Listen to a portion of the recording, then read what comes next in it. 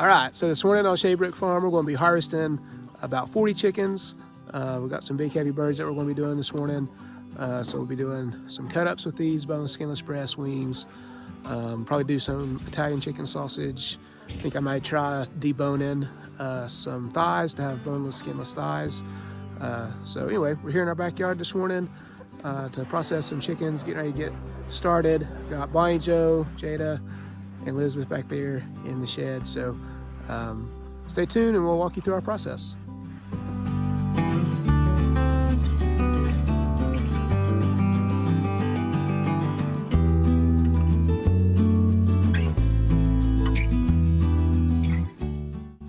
All right, so I'm gonna show you my kill stand setup right quick before we get started. So I've got this stand with these cones. There's 8 cones on it and a barrel cut into pieces to try to catch and direct the blood as the birds are bleeding out. So I've got these 4 cones here on this side that are all round. I really like these cones. The birds stay in them well. The edges are a little sharp, but these are the cones that I prefer and the ones that I kill out of. So then on this other side, we've got these cones that are all faceted, and see the first 2 are right farm. I think the smaller 2 are Little Giant, but I've definitely experienced the birds wanting to climb up out of these cones after they've been dispatched. So normally what I'll do is I'll kill in these first 4 cones, and then I'll move the birds over into this side to let them finish bleeding out. And so I'll kill exclusively on this side. So I don't know that we'll show that just because it gets pretty messy with the birds bleeding out and everything. So anyway, that's kind of what that looks like. We've got a tub there to catch everything and try to keep, you know, fairly clean, as clean as it can be anyway. All right, so we're using, this is a new Scalding unit for us. We got it earlier this summer. It's from Stromberg's, and the 14.5 gallon. It has this basket in it. I'm not sure if the basket's just for recovery or to use to dunk, but our plucker likes at least 2 birds at a time, and I find that if I leave the basket in for recovery, the throat's too small for me to agitate 2 birds. So I've been using the basket to dunk, and I actually really like that.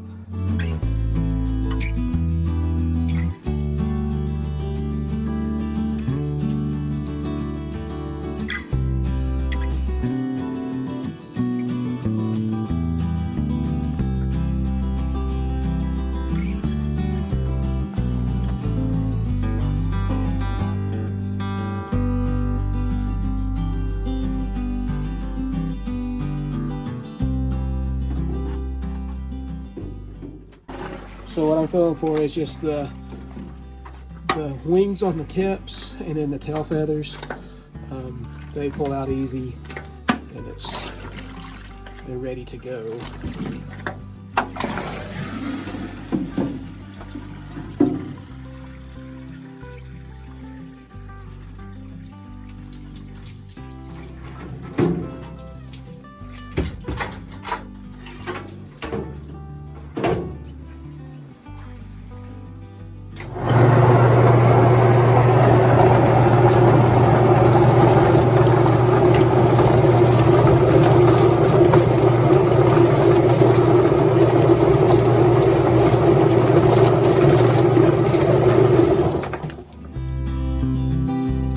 So what we're going to do now is it comes to this table, and Joe and Elizabeth are going to take off whatever feathers were left, take off the heads, take off the feet, and from there it'll go over to Jada on the evisceration table, and from there it'll go into our ice boxes behind the girls where we've got ice. So we use an ice bath to cool down the birds. They've got to get to 40 degrees in 4 hours.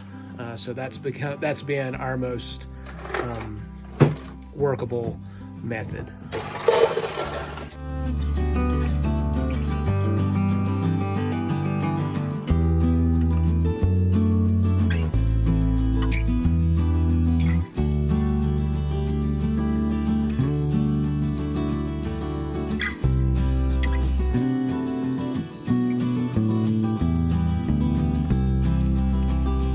So on the evisceration table, Jed is going to give it just a quick glance over, and then start at the front of the bird to loosen the crop and the windpipe, or the trachea and the esophagus. And so all of those things will come out through the cavity of the bird with the intestines and all that stuff as well. But it has to be loosened first because of its connective tissue and all that kind of stuff. So if you get a whole bird and you see that there is a hole in the skin there at the top of the breast, and you've wondered why, that's why, to get those pieces loose.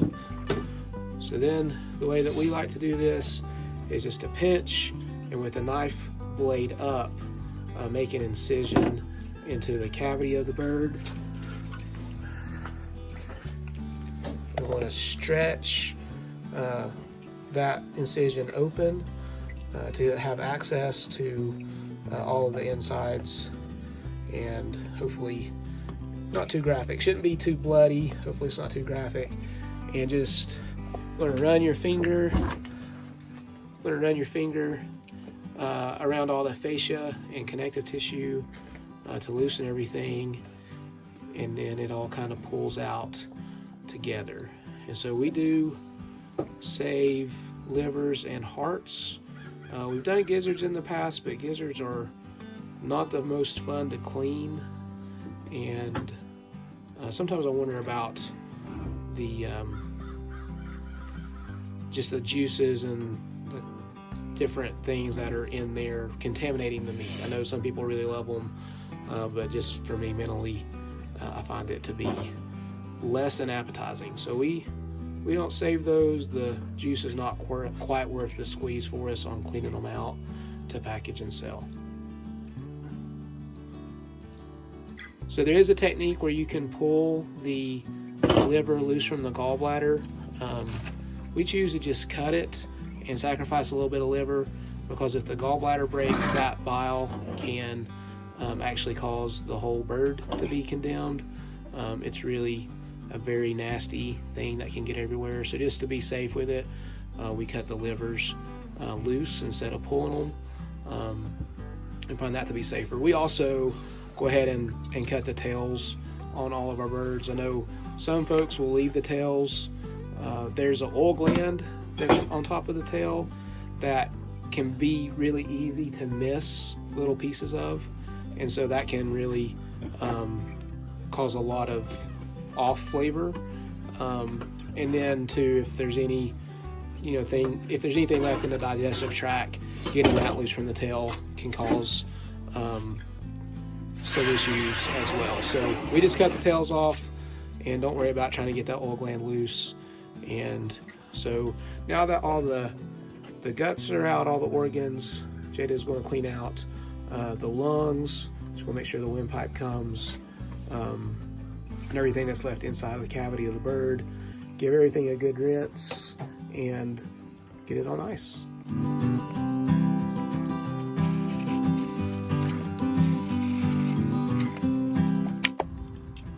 So this plucker that we have is a whiz-bang style plucker. We didn't build it or put it together. We bought it from a guy down in South Carolina in 2019, I think. Anyway, the fingers on it are fairly stiff, and it does best with 150-degree scald. I think the Featherman's like 145.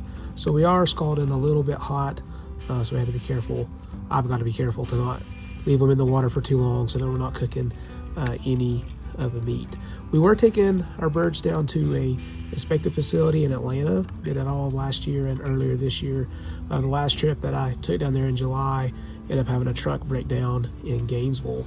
Had to get hauled back on a row back and bring the birds home and ended up doing it ourselves. So I've got the truck fixed since then, but just not trusting it to make such a long trip. So we're back to doing it ourselves in the backyard, which we're capable of, but is still a chore nonetheless. So after I finished getting the birds killed and ran through the scalder and plucker, I jump on the evisceration table with Jada, and I feel like she does a better job of getting the cavity all the way clean. So I'll get the guts out and then pass it on to her for final clean and inspection. and she'll do that and get it in the ice box. All right, so this is our last bird for the morning. We're a little bit slower today, about 3 hours or so on these 40 birds, and that's 2.5 to 3 hours is generally kind of where we're at. So this will wrap it up, and then everybody's favorite part, cleanup, after that, and let these birds chill down and then start cutting them up. Either I don't think this evening, I think that'll have to wait till tomorrow afternoon for us to start on those. But anyway, hopefully you learned something, and see you next time.